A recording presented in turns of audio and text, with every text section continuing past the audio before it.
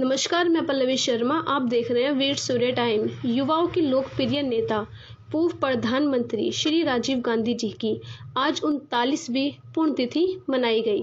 दिल्ली के शिवविहार क्षेत्र में राजीव गांधी की पुण्यतिथि पर गरीबों को भोजन वितरण किया गया। कोरोना वायरस जैसी महामारी के चलते लोगों ने सोशल डिस्टेंस का पालन किया। आइए बात करते हैं ब्लॉक अध्यक्ष कांग्रेस अशोक बेघल जी से। मैं सभी देशवासियों को धन्यवाद करता हूं कि जो हमारे पूर्व प्रधानमंत्री राजीव गांधी जी थे उनकी ही देन है। आज जो कंप्यूटर या जो लोग तरक्की कर रहा है मेरा देश, वो हमारे राजीव गांधी की ही देन है। तो मैं तो इनके चरणों में सतत नमन करता हूं, राजीव गांधी के चरणों में। और ऐसे महान लीडर जो हमारे कांग्रेस में या देश में पैदा हुए हैं, इनके लिए बार बार इनको नमन करता हूँ।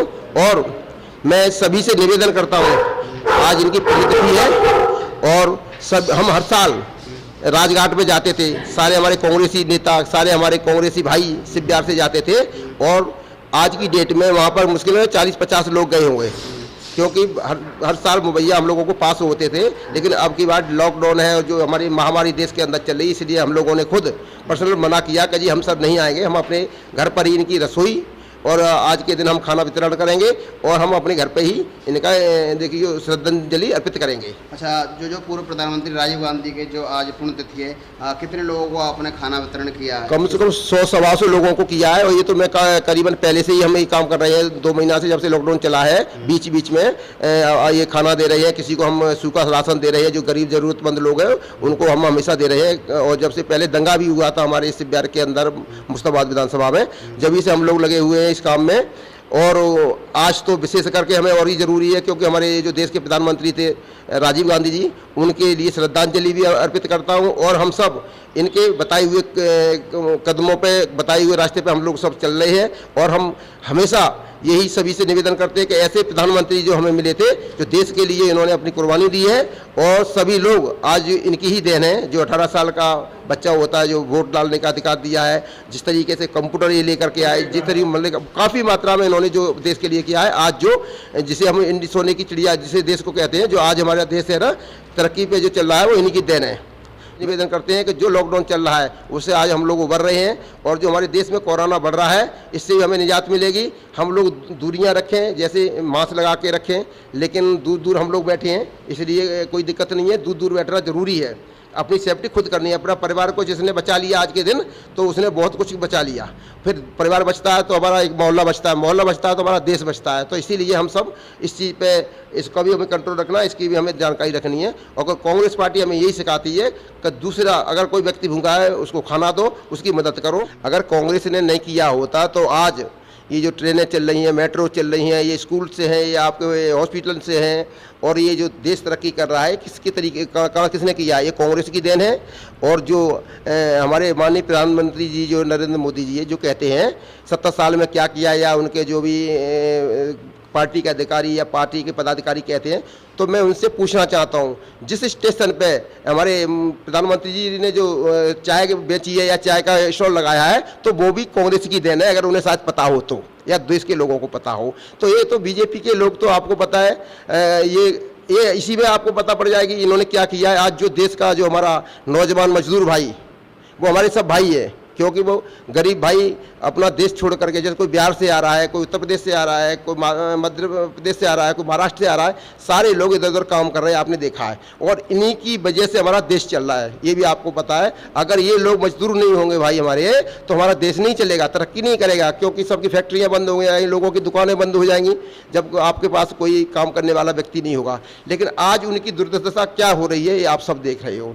ये सब किसकी देन है? ये बीजेपी की देन है।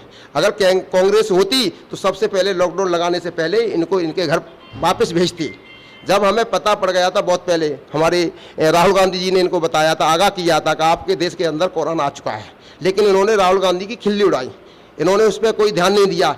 लेकिन आज उन्हीं राहुल गांधी की बात मान करके, उन्हीं राहुल गांधी ने जो कहा था कि आर्थिक स्थिति आपकी ऐसी हो जाएगी, ये हो जाएगा, वो हो जाएगा, उन्हीं चीज़ों को अब ये खुद मान रहे हैं। क्योंकि ये उस तरीके से नहीं मान रहे, लेकिन जब इनको दिखाई दे रहा है कि नहीं इनकी बात माननी चाहिए, अब इनको खुद दिखाई दे रहा है। और आप देख लीजिए, जो हमारे यहाँ से जो प्लान कर रहे लोग, उनके ऊपर लठ बजाया जा रहा है। आप खाना नहीं दे सकते हो, तो कम से कम लठ तो मत मारो। आपकी पुलिस लठ में जा रही है, आपने देखा है, हर चैनल पे देखा होगा आपने, वीडियो के बात से जरिए से देखा होगा, किसी के फेसबुक से देखा होगा। लेकिन ये मैं सरकार से यहाँ से निवेदन करना चाहता हूँ, अगर आपकी बस की नहीं है उन लोगों को भेजना, तो हमारी प्रियंका गांधी जी ने आपको पता 1000 बस मुहैया कराई थी, जो आपके उत्तर प्रदेश के बॉर्डरों पे लगाई थी। आगरा के आपने इधर बॉर्डर पे इधर देखी होगी, आपने गाजियाबाद के यहाँ देखी होगी। लेकिन इन लोगों ने उन बसों को आज ले रहे, कल ले रहे, इनका वो दिखाओ, ये दिखाओ। अरे आप एक बात बताइए, जो बसें वहाँ चल करके गई उनकी क्या पेशेंट से आप मांगना है, आप ये बताइए। अगर आपके अंदर इंसानियत होती तो आप ये कहते कि जो लोग रुके हुए, आपने बहुत ही सराहनीय काम किया है प्रियंका गांधी जी, कांग्रेस पार्टी, आपने हमें बस इस महामारी में दी है।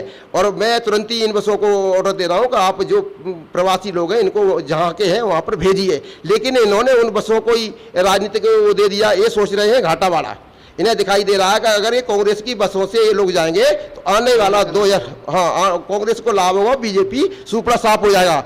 लेकिन एक बात आप ध्यान से सुन लीजिए, और आपके चैनल के माध्यम से मनीष भाई मैं बताना चाहता हूँ, ये बीजेपी के जो लोग अंधे भक्त हैं, इन्हें भी दिखाई देने लगा है कि बीजेपी जो कर रही है वो गलत कर रही है। अगर इतनी हितैषी होती तो सबसे पहले ये मजदूर जहाँ जहाँ टिके हुए जहाँ हैं, इनको सबसे पहले इनके घर पहुँचाती।